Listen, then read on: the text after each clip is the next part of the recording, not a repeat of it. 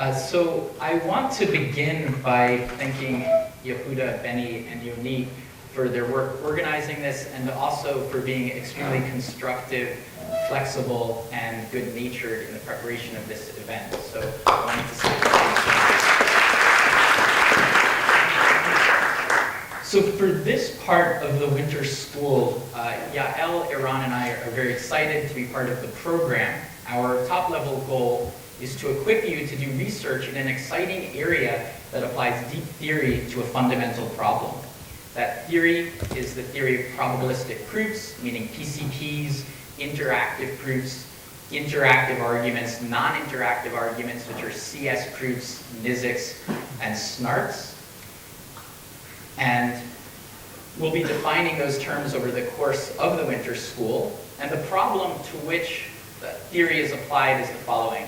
At a high level, we want to arrange for a machine that we'll call a verifier V to be able to send a description of a computation F and some input X to another machine that we'll call a prover P, have that machine carry out the computation and return the output Y to the verifier, along with the short proof that the verifier can use to check that the prover computed correctly. The check should not require the verifier to redo the computation, and in general, the work associated with the check should be much less work than the work actually required to compute. This is a classic problem. There are lots of applications. As one example, you could imagine that there's a large distributed job that computes over petabytes of data. When that job completes, the initiator might like to know that the job was executed correctly, because there are sources of incorrect execution, including corruption of data in storage or transit, misconfiguration, or hardware problems of various kinds. Similarly, if there's a client that has a query that it would like to perform on a remote database, the client might like some assurance that the database server is performing the query correctly. We could apply this machinery to the scenario in which the hardware supply chain is untrusted. If we have a piece of hardware manufactured in an adversarial facility, or at least an untrusted facility, it might be nice if that hardware could provide checks that could be checked efficiently by a high assurance verifier, for instance, that the hardware is operating correctly. More generally, this picture applies in any situation in which a third party is supplying an untrusted execution substrate, and even more generally, whenever an untrusted third party is making assertions for which it is desirable that there be efficient checks. Now, there are a lot of variants of this setup. For instance, the proof could be delivered over multiple rounds of interaction rather than just being a short proof. The computation F could be non-deterministic, or take non-deterministic input, in which case the proof establishes that there's a witness W, that is a setting of the non-deterministic input, establishes the validity of the pair XY. Or the machinery could go further and actually establish for the verifier not only that such a witness exists, but also that the prover knows such a witness, and the machinery could go further still and make sure that only the prover knows that witness, that is, that the verifier gains no knowledge of it. There are variants that involve making different assumptions. For instance, perhaps the verifier will assume that the prover has all of the computational power of the universe, and the guarantees of the protocol still have to hold under that situation. Or will be willing to assume that the prover simply can't solve certain problems that are thought to be hard, or perhaps will make funkier assumptions about what the prover can and cannot do. Other variants involve the question of whether the verifier has access to all of its input or not. Now, something I want to clarify, it's probably not super needed in this audience, but I just want to make clear that we're not talking about the question of program correctness. That is a complementary problem. It is a very important one. Program correctness is establishing that a given computation is expressed correctly, meaning consistent with a higher level specification. We, however, are going to take the expression as a given and will be concerned with whether the execution is consistent with the expression. Now, a lot of the variants, if not all of them, are addressable with deep and fascinating theory. The overall family is the theory of probabilistic proofs, a central result in this area is the PCP theorem, which I've highlighted on this slide. And the PCP theorem implies, among other things, that it's possible to check the correctness of a mathematical assertion by inspecting only a constant number of locations in a suitably encoded proof of that assertion.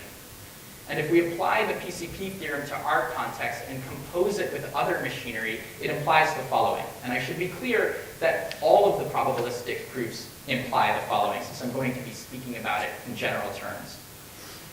For any computation f input x and purported output y, there is a proof and a way of inspecting that proof in a randomized way, potentially through interaction, such that if y is the correct answer when f is applied to x, then the verifier will accept the proof or the interaction. Whereas if y is not the correct answer when f is applied to x, then the verifier will reject all proofs or all interactions almost always. And the almost always encodes the fact that there's an error bound, which means that with some probability, which can be bounded via analysis, the verifier will incorrectly view a wrong answer or a wrong proof as correct. One thing to clarify for those of you who haven't seen this setup before is that this is a little bit reminiscent of the setup in, for instance, NP languages, where there are efficient checks of witnesses and the assumption of a more powerful entity perhaps who supplies those witnesses. And while there's a deep connection between this machinery and that class of languages, our verifier will not be explicitly checking a witness. It will do less work than that. And I just want to make that clear. Because if our verifier had to check the witness, that would be tantamount to redoing the computation, which again is ruled out by our problem setting. So this overall setup is pretty cool. When I first saw this, I was captivated and astonished. I thought this was completely awesome. A question that arises in the minds of many people, though, is that when we have this fundamental theory, and we have these very clearly motivated applications from the previous slide, is the theory actually practical for those applications? And the answer to this question is both good news and not so good news. So the good news is that there is a burgeoning literature devoted to the refinement and implementation of probabilistic proof protocols. What I'm depicting on the right of the slide is every publication that's reported on an implementation of a probabilistic proof. So there's a lot of activity, but beyond the activity, there are some very exciting developments. There have been cost reductions of many orders of magnitude relative to naive implementations of the theory, compilers that go from programs expressed in a high-level language to executables that implement the protocol entities. And there's been a genuine victory, which is that in nearly all of the publications and systems depicted on this slide, the verifier is genuinely and concretely efficient in the sense that you could imagine actually running it in a real system. So that's the good news. The equivocal news is that none of the systems there are practical as the term practical is understood by normal people. These systems are limited to small executions, owing in part to the expense of the prover, owing often to setup costs and so forth, which means that for the time being, these systems are limited to special purpose applications. Now, this is actually bad news for the authors of these systems, some of whom are in this room, some of whom are speaking to you, but it's actually good news for all of you, and that's why I call it equivocal. It's good news for all of you because it represents an opportunity. In particular, the only way that we're going to get from the current performance to something that's truly practical is with theoretical innovations. And the other point is that the payoff for making progress here will be enormous for two reasons. One, it's an inherently interesting area intellectually, and two, there's intense interest in applications not only in the cryptography community, but beyond as well. So that motivates the existence of this winter school, and in the remainder of my time in this session, I'll lay the groundwork for the verifiable computation piece of the winter school, beginning with approaches you might imagine to solve the problem abstractly, a history in terms of how we got here, and then a summary of the research area in terms of what types of questions people ask at a high level. In the second part of the talk, I'll walk through the syllabus that we've prepared in terms of what you can expect to learn about in this winter school. And then finally, I'll give some technical preliminaries that will be relevant for a lot of the remaining sessions. So on to the first part of the rest of the talk. If we step outside the theory context for a moment and just kind of think about things in common sense terms, if we imagine that there's some abstract client that wants some abstract server to do a job for it, how can the client make sure that the server is computing correctly? Well, one thing you might think to do is replicate the computation. Ask 5 servers to carry out the job, compare their answers. If they agree, accept the answers, and if they disagree, either try to figure out which server's wrong or just reject the output altogether. This approach is a lot more complicated in practice than my trivial description of it makes it sound. It's certainly one approach that's received attention in the systems community, for example. But it rests on an assumption that we prefer not to make, namely that the failure of replicas is uncorrelated. In reality, the failure of replicas tends to be correlated. Another approach you could imagine is trying to establish trust that the remote machine is doing the job that you asked it to. And this is solutions based on attestation and trusted hardware, in which the verifier's guarantee is rooted in a belief or a trust about the remote server's hardware. Also based on an assumption, namely that there is such trusted hardware. Finally, you could imagine just trying to spot check. If there's a particular server you're worried about, you could check its answers and redo some of that server's work yourself to try to see if that server is misbehaving. But that rests on another usage assumption, namely that the server, if it's going to be incorrect, is always incorrect, such that an audit has a very high probability of detecting the issue. So we prefer not to make usage assumptions. The next thing you could imagine doing is restricting the class of computations in one way or another. A classic example here would be Freival's algorithm for matrix multiplication. We're verifying the product of 2 matrices. It's a beautiful algorithm. If you haven't seen it, I encourage you to actually, just a quick show of hands, who here has seen Freival's algorithm, just so I know. Some people did not raise their hand who I know have seen Freival's algorithm. So once again, who here has seen Freival's algorithm? Okay, so it's beautiful. I'm not going to go into it for lack of time, but it's a very efficient, much more efficient than any of the approaches we're going to be talking about, but it only applies to matrix multiplication or to computations that have that structure. So the third, and let me say that all of these citations that are on the slide, I'm not expecting you to know what MSG07 is, except that you have references in your handout. So the citations on the slide are key to your handout, to the bibliography at the end.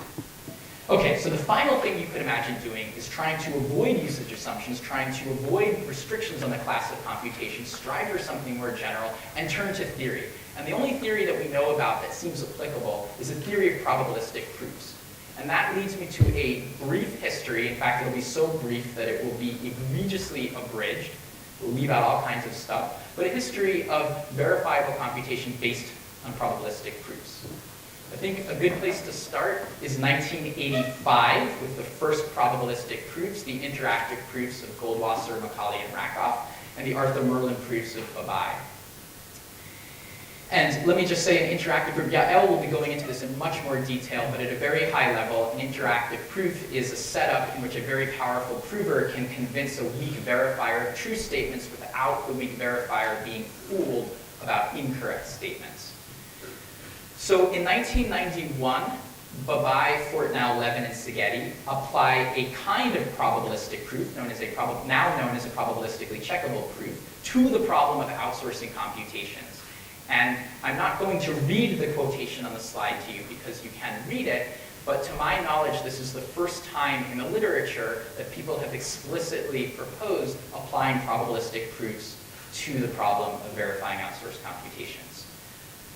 The landmark PCP theorem comes out a year later. It is a central result in complexity theory that improves on the parameters in prior PCPs, and in particular results in asymptotically short proofs.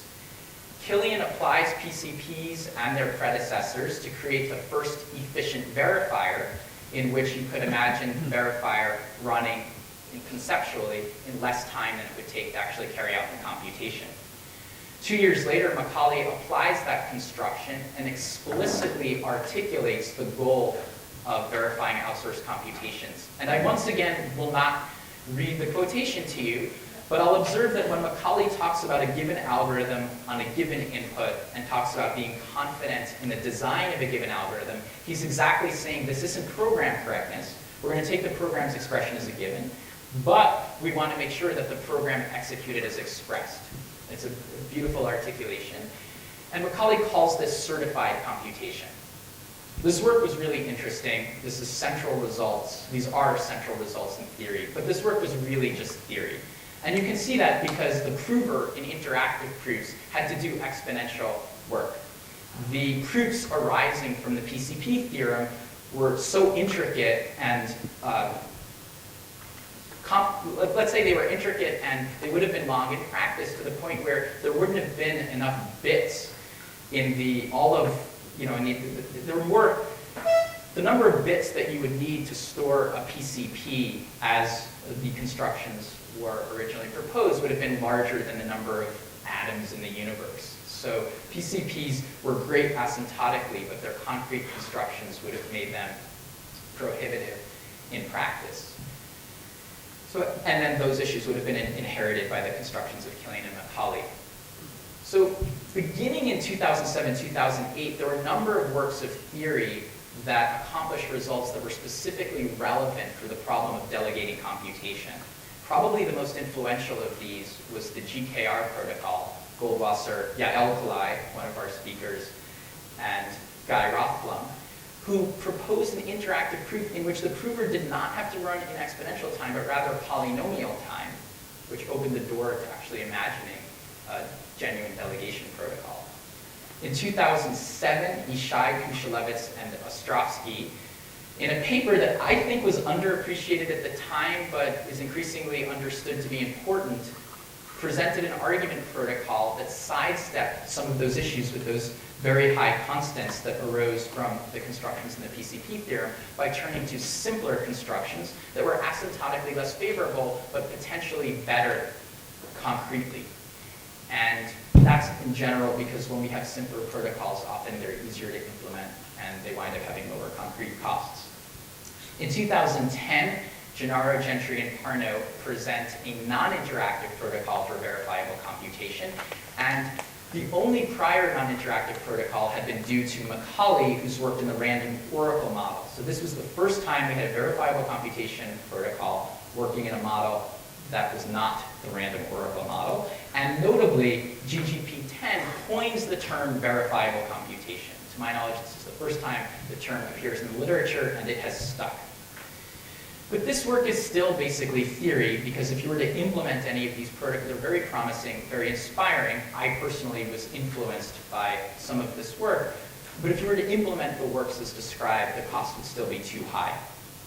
A number of groups starting in around 2011 and continuing up until the present with ongoing activity began to implement and refine a lot of these foundations.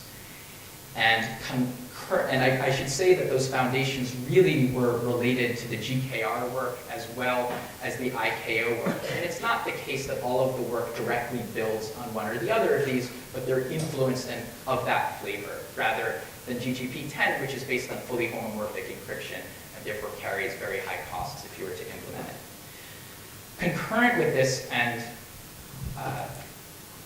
there's been a lot of interplay with the implementations, is ongoing theoretical innovation, SNARGs and SNARKs, two-message delegation protocols, etc. And we'll hear about that. The focus of the workshop here will approximately be the two rectangles that are shaded, but we'll be talking about other things as well. That leads me to a synopsis of the research area in terms of what types of questions people tend to ask.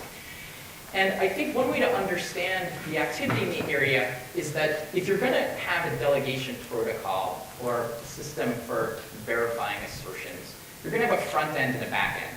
The front end maps from a high-level computation, for example, expressed in a high-level programming language, down to something like an arithmetic circuit.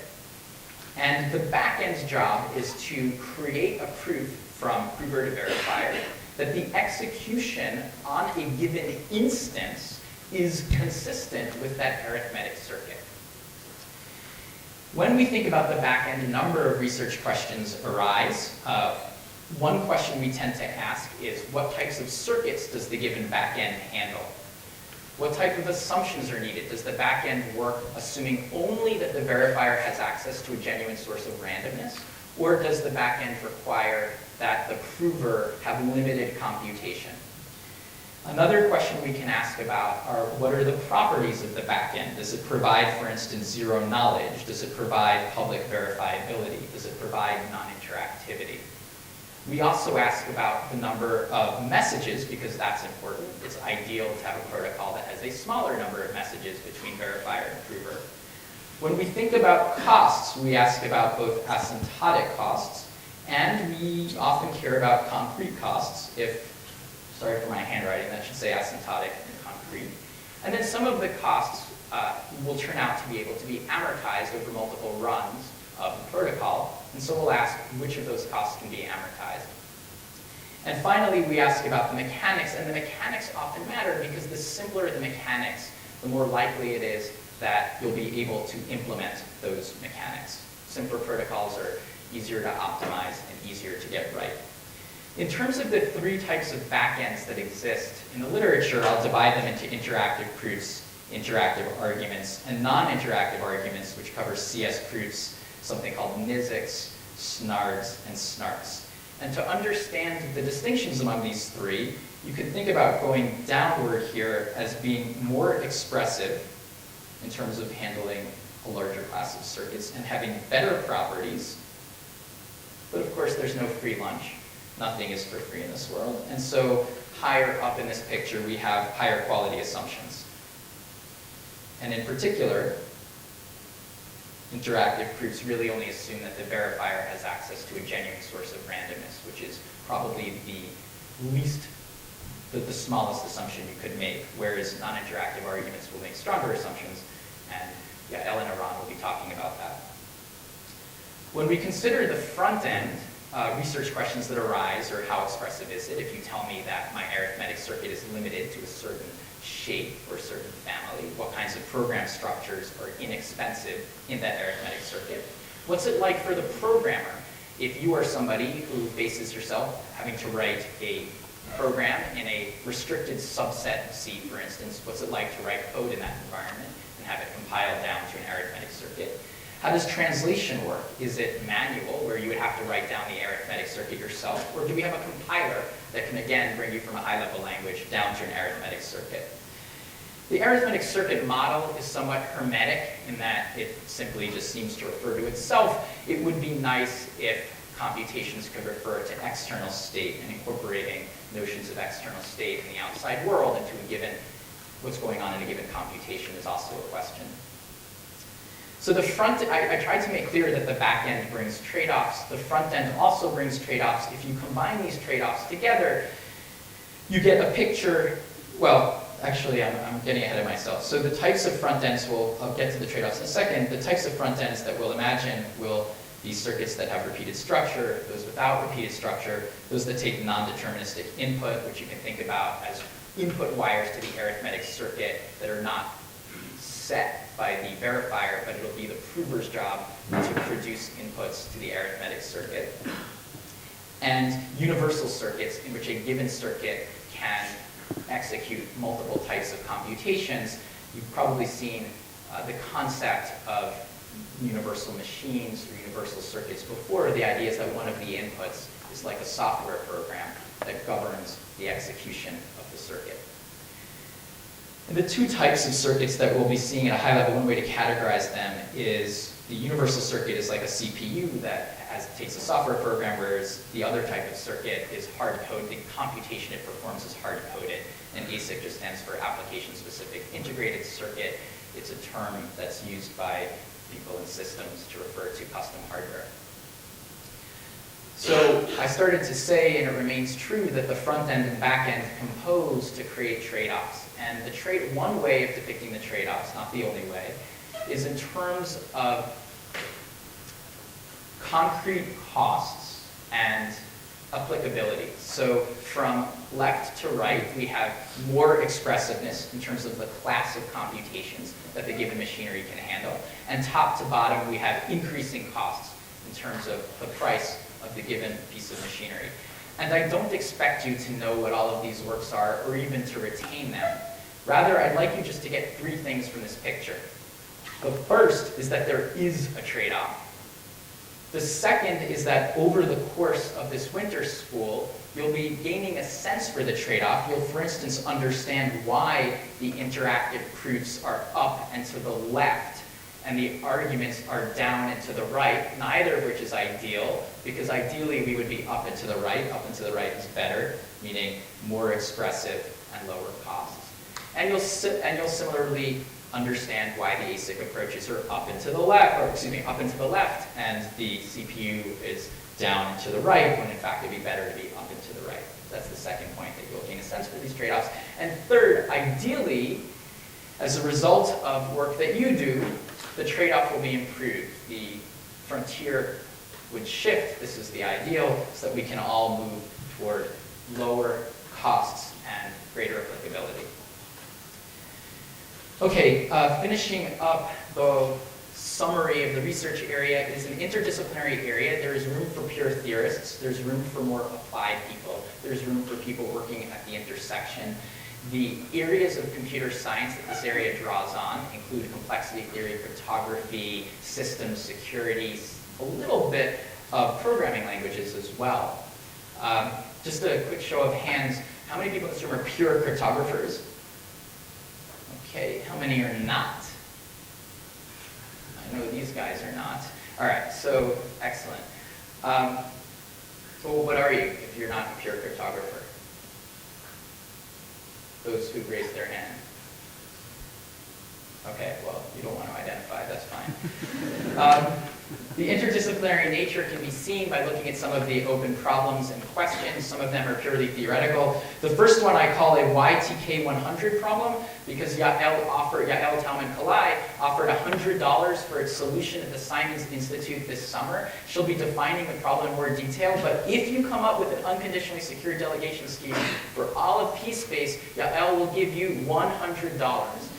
Now, she has mentioned other important open problems. I don't know what the price tag is that's associated with each of these, but it'd be cool if we set up some kind of market for this type of thing and like tied it to Bitcoin somehow, but I'll later on talk about that. Some of these problems are interdisciplinary. I mean, one thing that would be very interesting would be avoiding pre-processing and amortization in a way that's inexpensive in practice. We know how to do this theoretically, or I should say some of your speakers know how to do this theoretically, but it turns out to be somewhat expensive in practice. Other encodings of computations, we'll see that the back end is really about how you encode an execution trace at some level. Variance, coming up with other encodings would be of intense interest. So there's a lot of work to be done, and this list is by no means complete. Okay. So the second part of this session, I'll walk through the 10 classes on verifiable computation. But before I do that, I want to just make clear that our explicit goal is to equip you and motivate you to do research in this area, which we'll do in 3 ways. 1, teach you about basic techniques that come up over and over again. Expose you to leading results in the area. And 3rd, give you pointers into the research literature so you can do your own reading. All right, walking through the sessions now. Well, the first class is the one that we're in right now. I already told you about that. The second class will focus on the back end from a theoretical perspective. Yael will lead this class, and it will cover statistically sound delegation, that is interactive proofs for the most part. This is where the verifier makes no assumptions about the prover. The verifier simply has access to a good source of randomness. After presenting a history, Yael will describe fundamental techniques, including the sum check protocol, and I believe that she will also go into detail on the GKR protocol, of which she is an author. This was a very influential work in the area, and I personally think it's a really interesting protocol. So after talking about statistically sound, I apologize for that. After talking about statistically sound delegation, I will move to computationally sound delegation arguments. She'll describe the history of arguments in CS proofs, describe a paradigm that comes up over and over again in which there's a probabilistically checkable proof that gets hashed, the Fiat-Shamir heuristic, which also recurs, the space of assumptions that one can make in this area, including falsifiable assumptions, non-falsifiable assumptions, and finally present a leading result, namely a two-message delegation scheme for computations in all of class P, based on standard assumptions. And this was a very exciting result, and yeah, I will tell you about it. Okay, the next class I'll do, and I'll move to arguments, and these will be argument protocols where the mechanics are simple, and we'll walk through the details of particular constructions to try and show you how they work. They're, I think, fascinating. I hope you'll agree. And we'll describe how something called linear PCPs gets used in an interactive context to create an interactive argument. And I'll foreshadow but not describe the details of a central construction known as quadratic arithmetic programs due to Gennaro Gentry, Parno, and Rakova. In the next class, Iran will tell you about the details of QAPs and explain their use in the non-interactive context for a type of argument known as a snark with pre-processing. And I think that, yes. Next, we'll move from the back end to the front end. I'll describe how programs at a high level are actually mapped to circuits. And this process is known as arithmetization. And also describe an enhancement to this general approach that can handle data-dependent control flow, which was something that we used to think was harder. We, meaning the participants in this area, used to think was hard to do with arithmetic circuits. I'll try to make clear that there's a trade-off among various things, including how expressive the given machinery is, how much amortization takes place, and what the performance is. Iran's classes were not available as of the time of press, but they are available now, I believe, and I believe this is an accurate description. He'll describe one application of the ASIC approach to the front end, this exciting work on the zero cache system providing anonymity for Bitcoin, and then detail not the ASIC approach to circuits, but the CPU approach, the universal circuit approach I mentioned earlier. And then these three things concern the front end, and then move to describing really fascinating compositions of the front end and the back end together, bootstrapping snarks to lower what are pre-processing costs in other constructions, snarks that in theory have no pre-processing, that are based on short PCPs, using something akin to the constructions of Macaulay and Killian, and then finally we may hear about ongoing work implementing short PCPs by Iran and his collaborators, which include Alessandro Chiesa, Eli Ben-Sasson, and Madars Birza. Okay, and then finally, I'll describe, if there's room, if others haven't, how one can handle external state in this framework, various applications, again, if others have not, and if we have time, I'll describe some very interesting applications, very interesting implementations of the GKR protocol that I mentioned earlier, and then wrap up. At a glance, here is a map of what to expect. There are some issues with slide conversions, so this should say pre-processing. And what's depicted here are the three types of backends: interactive proofs, interactive arguments, and non-interactive arguments, which you mentioned earlier. The top part here means no pre-processing. The bottom part means pre-processing. And looking at the protocols that have been implemented, one thing you notice is that the ones that have been implemented tend to have pre-processing. And that's because one way to think about it is that what's going on up here in the theoretical piece, these are pure notions theoretically that have better asymptotics and better theoretical properties, but it just so happens that these schemes on the bottom part are simpler and have lower concrete costs, and so they generally prove to be more amenable to implementation. In terms of the logical order of the winter school, L will begin here with the envelope of what's possible in theory, moving from left to right, increasing assumptions, and also increasing expressiveness. I'll then describe this back end based on interactive arguments, linear PCPs, And the logical order, the reason that 5 comes before 6 is that once you understand what's going on in the interactive context, it's a bit easier to understand what's going on in the non-interactive context, and it's a bit easier to have the context for what the important construction of QAPs has accomplished. After the back end here, we'll move to the front end. I'll tell you about the ASIC approach. Iran will tell you about the CPU approach. And then Iran will also tell you about exciting compositions of the front end and the back end in the context of bootstrapping. So that's the map. All right, so some technical preliminaries here. A question that arises, and I'm going to write here, but you don't have to write down what I'm writing because there's an equivalent version in your notes, so you can probably just focus on the screen. The first question we have to ask is how are probabilistic proofs defined? And I'm not going to be giving you very precise definitions right now. I'm only going to describe the shape of these definitions. There's almost always a language L, and I'll just write down language, and an instance A, and the question is an instance A in the language. And in a probabilistic proof, there's almost always a verifier that's based on the language, and the verifier has access to randomness, and we'll just model that as a random string R, perhaps being vector. And a probabilistic proof protocol, again, this is the general shape or variance, but basically it should satisfy a completeness property, which is to say that if the instance is in the language, then there should exist a prover. So I'm specifying that there's another entity here. We could also imagine this is a fixed proof. Again, I'm just trying to give you the shape. There exists a prover for which the probability that the verifier accepts the prover's answers, accept P's answers, is 1.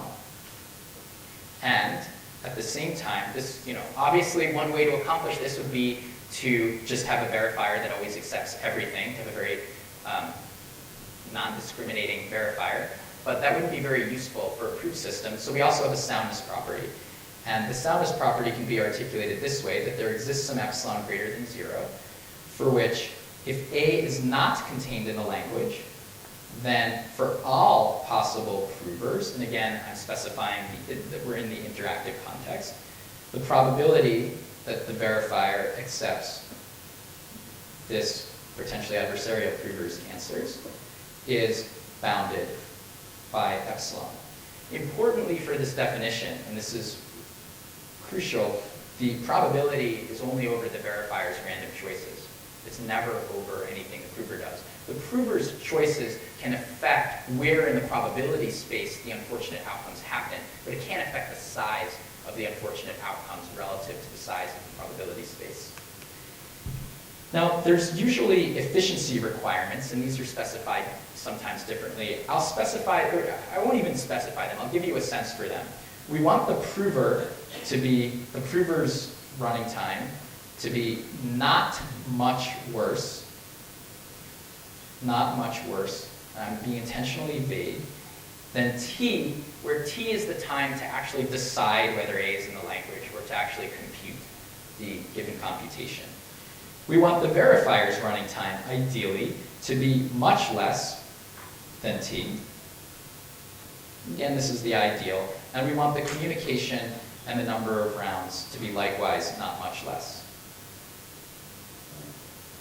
And of course, there are a lot of variants. Can people in the back, I guess I should have asked that, I apologize. Can people in the back see? Okay, all right.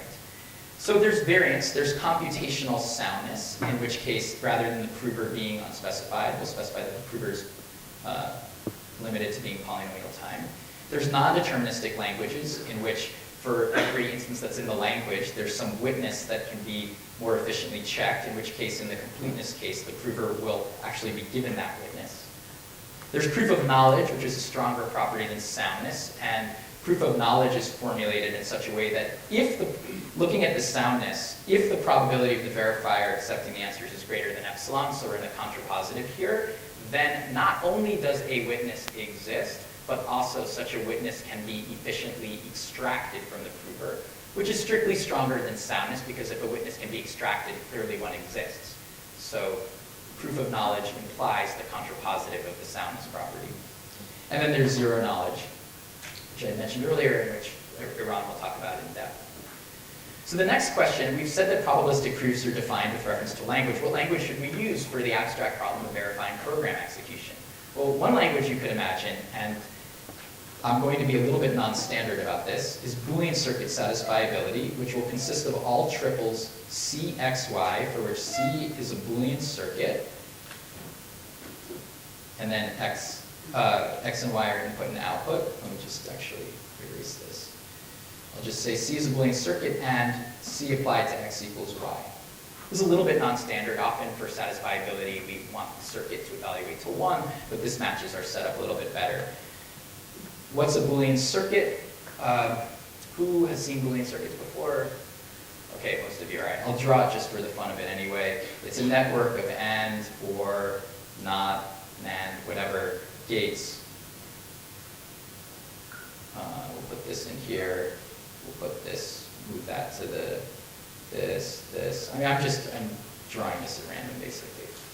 So arithmetic circuit satisfiability looks the same. It's the, I'll define it as the set of triples for which C is an arithmetic circuit. I'll tell you what that is in a moment. And again, when the input, for which the input to the circuit yields the given output. An arithmetic circuit is the same, except that the wires are field elements in a large finite, usually a large finite field, or field elements in a large finite field. Of course, if the field is just a 2-element field, we're back to Boolean circuits, and the gates are field operations like add and multiply. There's a language of non-deterministic Boolean or arithmetic circuit satisfiability, and that modifies the original picture in which we get all triples for which, first of all, C takes some non-deterministic input, and C takes non-deterministic input, and there exists some witness such that C applied to the input and the witness equals the output. So that's a modification. Now, one thing to notice here is that these languages are called satisfiability, and it's not really, why is this called satisfiability? Well, the reason it's called satisfiability is an alternate view of these languages is that the wires are like variables, and the gates are like equations that govern or constrain these variables, which is intuitive, but I think it's worth stating out loud because it leads to the perspective that sometimes if these gates are constraining variables, maybe we should just work with constraints directly. Maybe it would be easier to transfer to an algebraic context.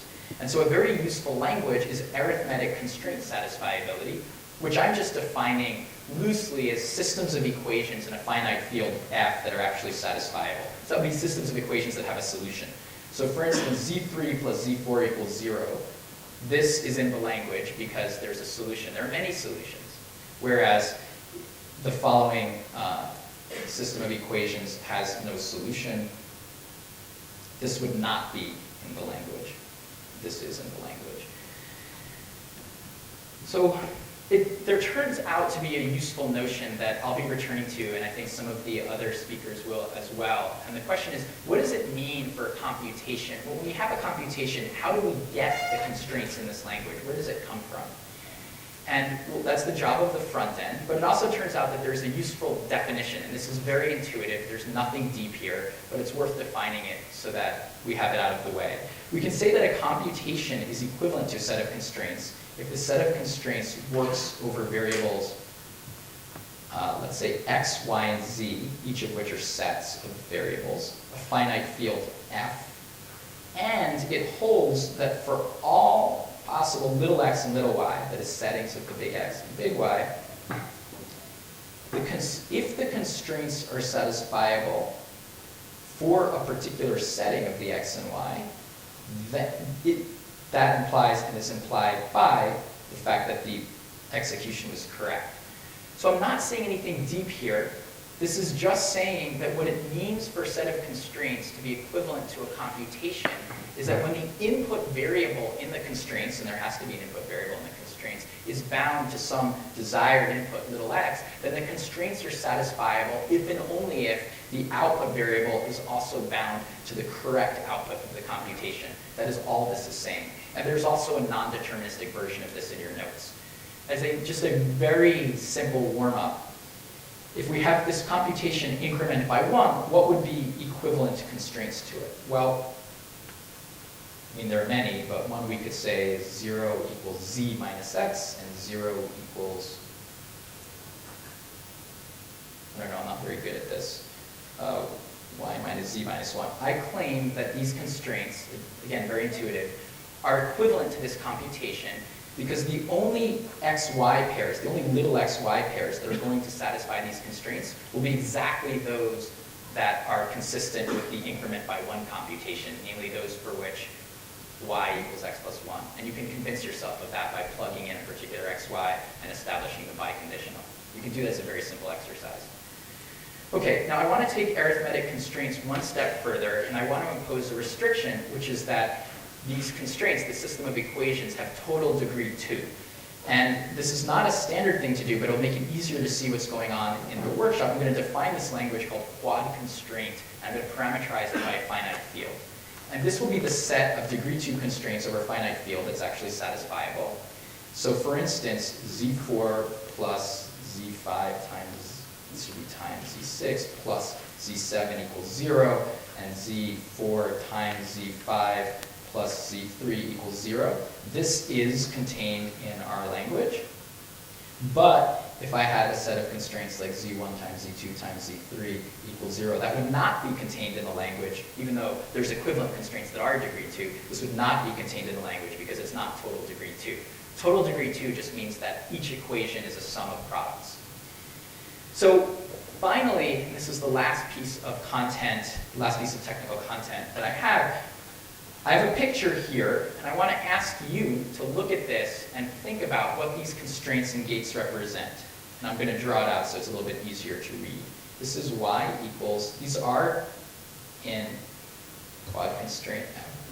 It's just a simple example. And what I'm trying to demonstrate with this example is two things. Number one, that constraints and circuits there's a very intuitive relationship between them. Certainly, you can take any circuit and turn it into constraints in an intuitive way, but also, if you look at the flow through these constraints, especially the types of constraints we're going to be dealing with, it winds up looking something like a circuit. You can imagine there being some kind of flow here.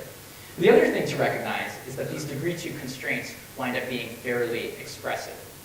You can express computations reasonably well with them. So these constraints are equivalent to f of x equals y. What's f here? What is the relationship between y and x1, x2? Anyone? There's a concrete relationship between them. These are satisfiable if and only if y has a certain relationship to little x1 and little x2.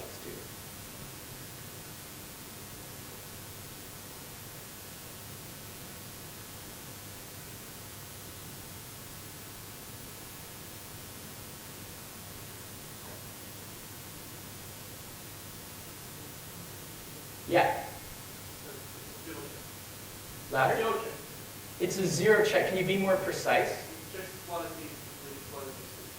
Yes, and what? But that it does check equality between x1 and x2, and what value of y is returned? Zero is equal and 1 is. You got it. So this is the computation, and using the notation of the C programming language. Y1 is not equal to y2. If that's true, then return 1. Otherwise, return 0. These constraints are satisfiable if and only if for particular y1 and y2, for particular little x1 and little x2, these constraints are satisfiable if and only if y is 1 or 0, depending on what this gentleman said, whether they're equal or not.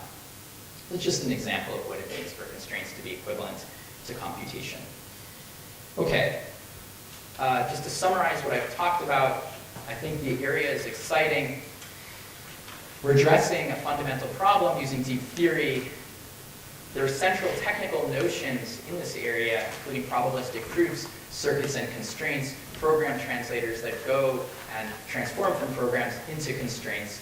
And there are a lot of properties and trade-offs and axes to think about in this area. Ideally, you'll internalize some of these over the course of the winter school, and ideally by the end of the winter school, or not by the end of the winter school, ideally as a result of the winter school, or it would be one factor, and as a result of your research and hard work, you will help improve these trade-offs. So I just have one final comment. In either class 7 or class 10, which will be Tuesday morning or Wednesday morning, I think it might be fun to work through some code exercises. They're very low overhead. These were prepared by my undergraduate student, Max Howell, so I want to say thank you to him. If you would like to, I'll be demoing them here. Again, they'll be very simple. If you'd like, this isn't meant to be a chore. I guess some subset of you probably hated the systems classes that you took as undergraduates, or you were math majors, and so, you know, you avoided all of that. This will be pleasant, I hope. It's not meant to be unpleasant. But if you want to do the exercises yourself, and active learning is always better than passive learning, if you want to do them yourself rather than just watching, you will need to install some software. And it's all in a zip file and a virtual machine image. So there's two ways to get it. The first is that from the home page of this winter school, thanks to Yehuda, there is a link to the zip file.